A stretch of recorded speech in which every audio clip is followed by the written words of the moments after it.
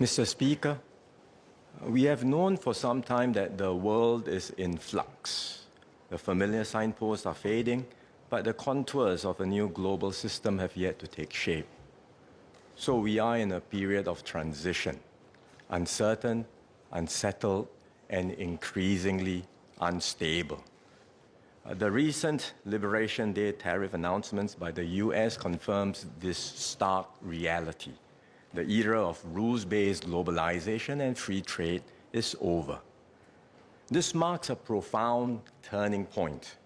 We are entering a new phase in global affairs, one that is more arbitrary, protectionist, and dangerous. For nearly 80 years since the end of World War II, America was the anchor for the free market economies of the world. It championed free trade and open markets and led efforts to build a multilateral trading system. This WTO system ushered in decades of global growth and stability.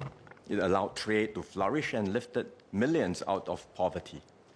It benefited the world and contributed to America's own economic strength. And objectively, America continues to enjoy unrivaled economic heft. In fact, the US rebounded more quickly than other advanced economies from the COVID pandemic. It has surged ahead of all its major competitors in the advanced industrial world. But not all Americans feel this way about their economy. There are hollowed-out towns in what was once America's thriving industrial belt. There are workers whose jobs have disappeared and whose incomes have stagnated. They believe that the American economy is fundamentally broken. Discontent was already visible in the 1990s when protesters disrupted the WTO meeting in Seattle. Frustrations deepened following the global financial crisis of 2008 and more recently after the COVID pandemic. To be clear, the global economic system is in need of reform. Singapore and many others have called for changes, and we have been working with like-minded countries and partners at the WTO to reform its processes. A key concern in America is China. The sense that the US had given away too much in allowing China to join the WTO, and that China competes on an unfair basis, for example, by heavily subsidizing its own companies, putting up non-tariff barriers, and restricting market access to US firms. These concerns should be addressed within the WTO framework. In particular, the trade arrangements and concessions made in the past when China was only 5% of the world's economy should be updated when China now makes up 15% of the world's GDP. And if there are disagreements, they should be resolved through the WTO's dispute resolution settlement system, which has been paralyzed and urgently needs to be restored and reformed. But what the US is doing now is not reform. It is rejecting the very system it created. The US has imposed a blanket 10% tariff on imports for nearly all countries. On top of that, it has layered on higher tariffs, up to 50% for selected countries, especially those that run a trade surplus with the US.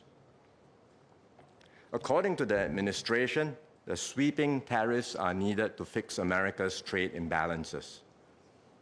But there is nothing inherently wrong about running a trade deficit. It simply means that American consumers are buying more from the world than the world is buying from America. Moreover, the focus has been solely on the goods trade. That only gives a partial picture.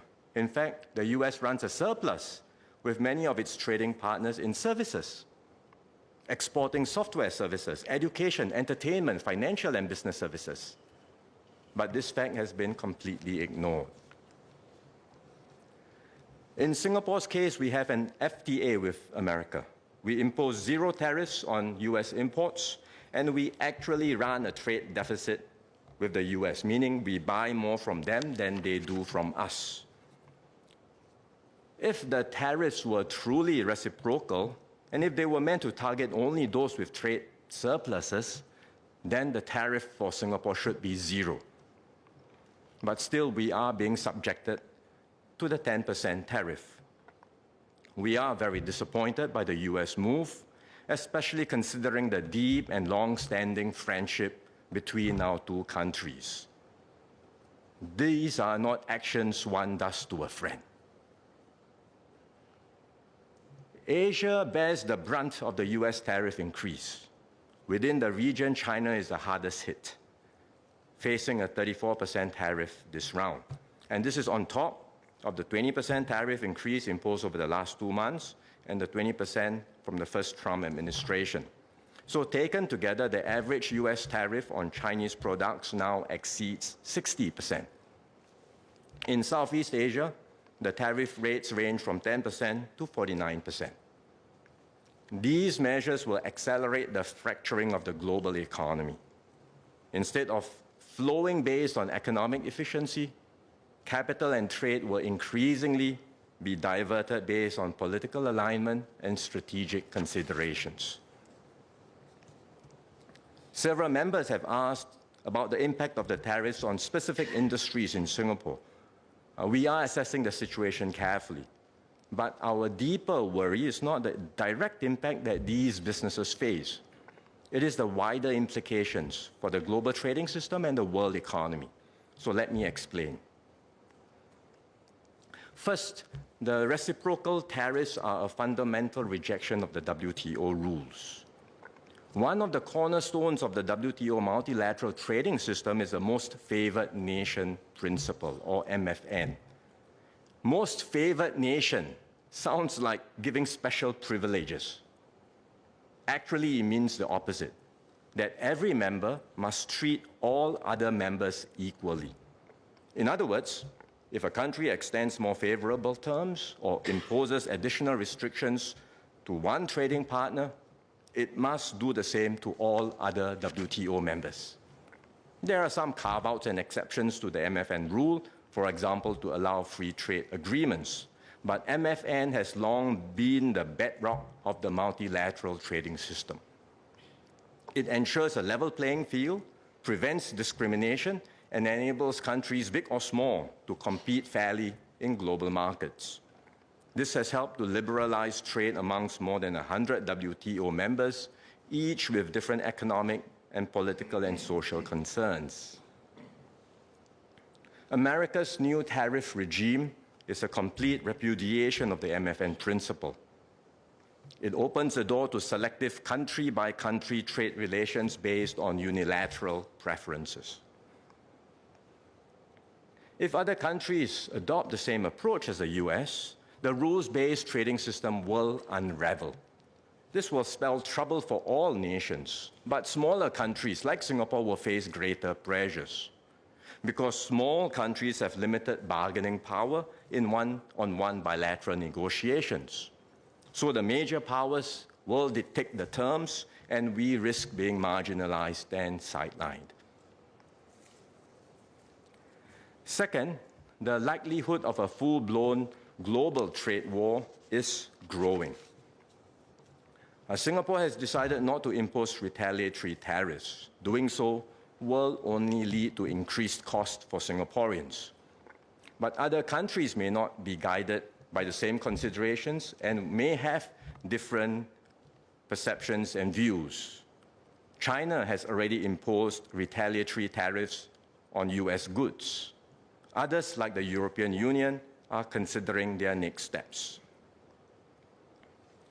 Some think that the new tariffs are a negotiating tactic, a negotiating tool by the US to extract concessions in other areas.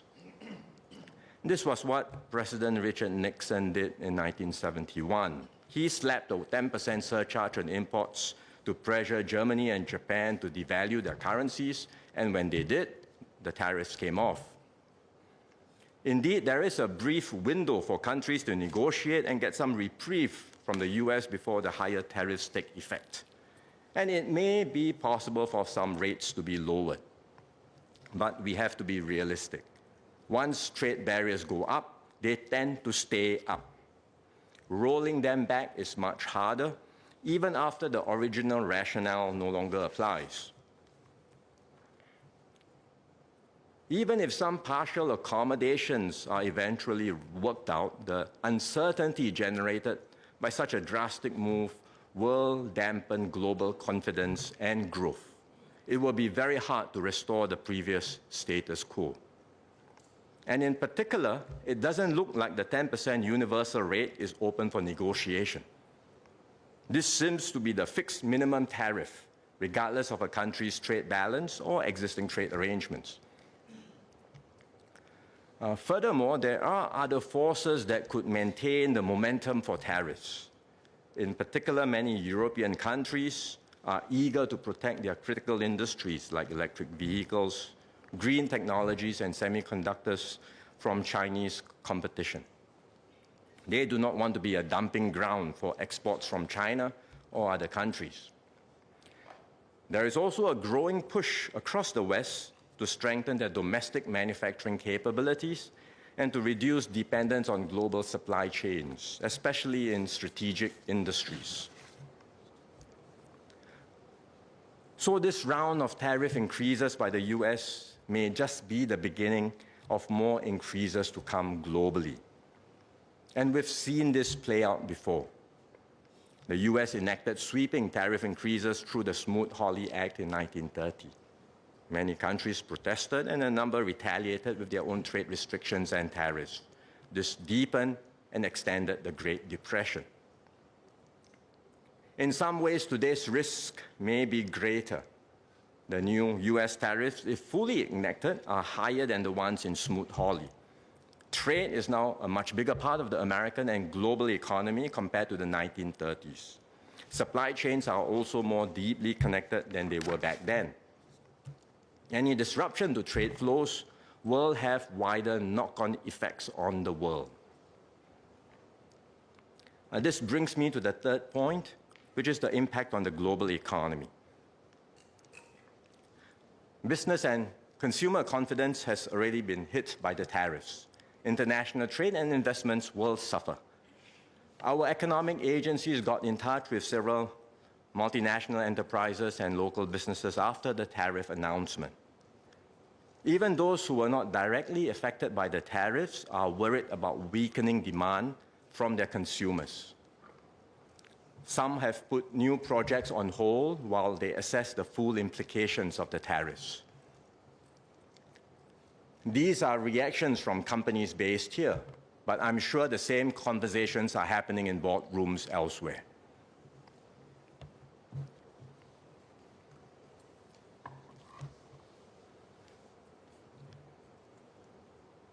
Over the recent days, we have seen sharp negative reactions in global stock markets.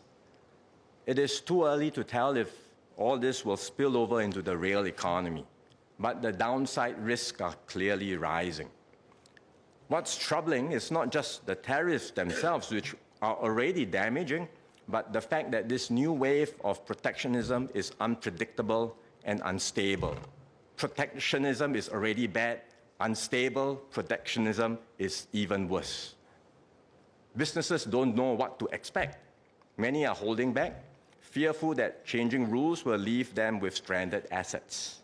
And all this creates an environment of deep uncertainty, one that could tip both the US and global economy into recession. The consequences extend far beyond economics. More and more countries are turning away from win-win cooperation and deeper integration.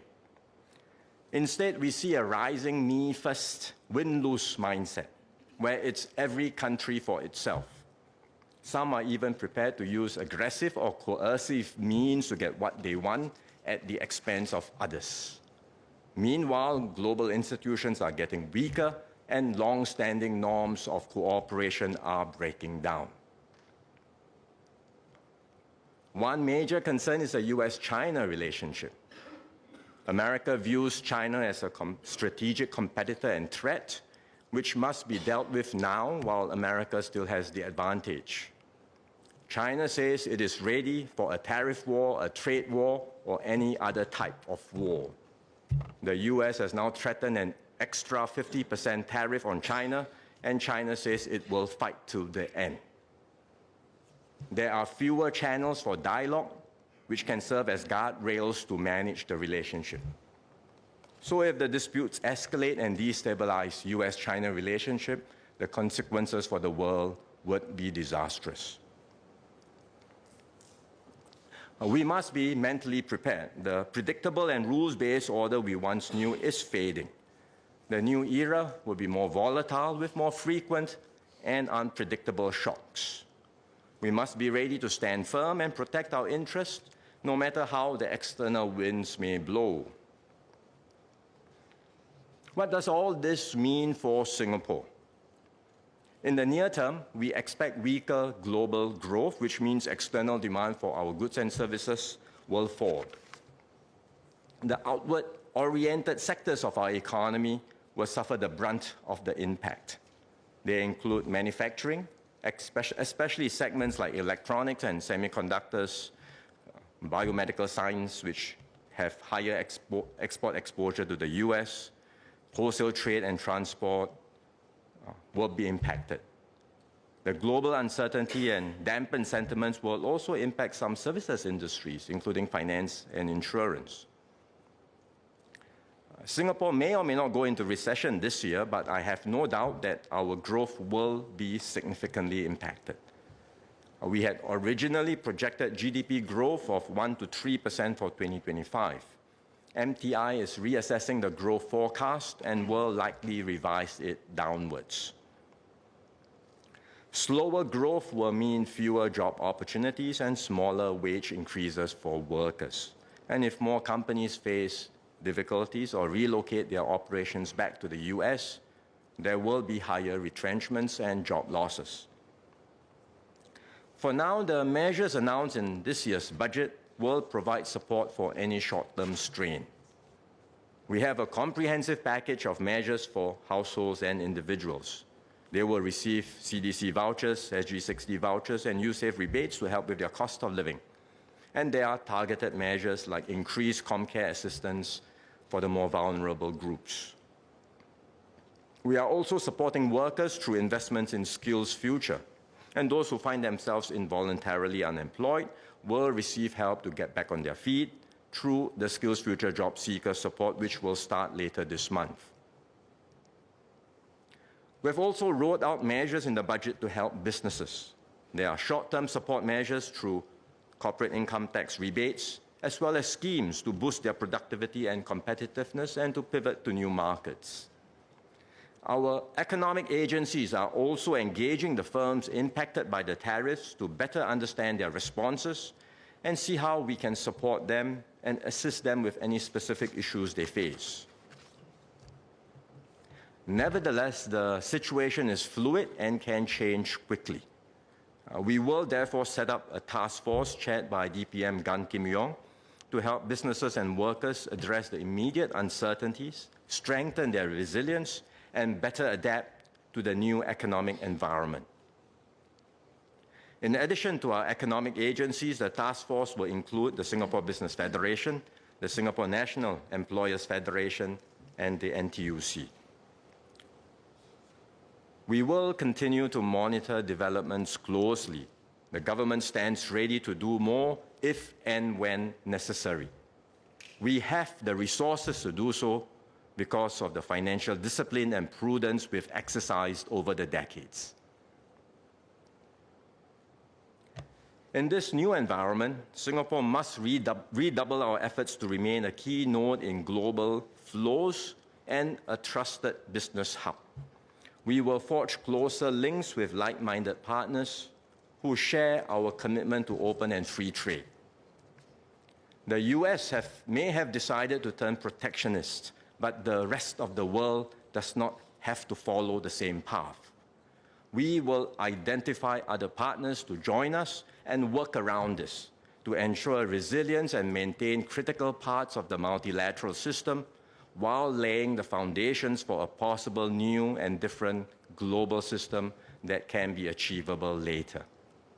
And this is why I've made the effort to engage and visit my counterparts in different countries. I touched base with the UK Prime Minister Keir Starmer yesterday and have a few more conversations lined up in the coming weeks. They are all keen to do more with Singapore and to expand our economic cooperation, including in new areas like the digital and green economies. In particular, we will strengthen our collaboration and integration within ASEAN. Last Friday, I spoke with Malaysian Prime Minister Anwar Ibrahim. Malaysia is also the ASEAN chair this year. We agreed to accelerate ASEAN's integration efforts to make our region more attractive and competitive. A special ASEAN Economic Ministers meeting will be convened later this week. They will discuss further ways that ASEAN can work together to strengthen intra-ASEAN trade and to send a strong signal of ASEAN's commitment to regional economic integration. As a group, ASEAN will also continue to strengthen our links with like-minded partners in areas of mutual interest. Mr. Speaker, we are entering a changed world. The only way Singapore can make it through the gathering storm is to stay united, pool our resources, our resilience, and our resolve.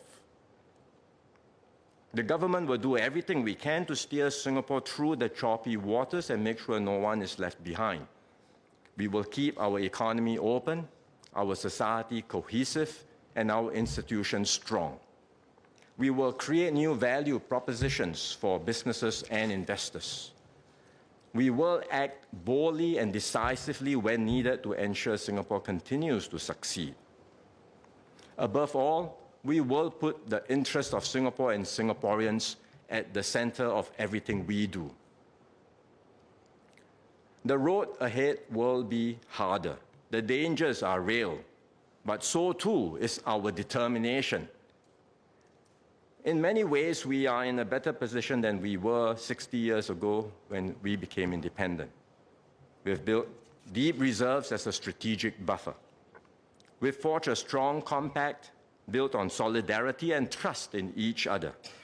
And most of all, we have our ingenuity and wit, our grit and gumption, a never-say-die spirit that has seen us through every crisis and will carry us through the ones to come.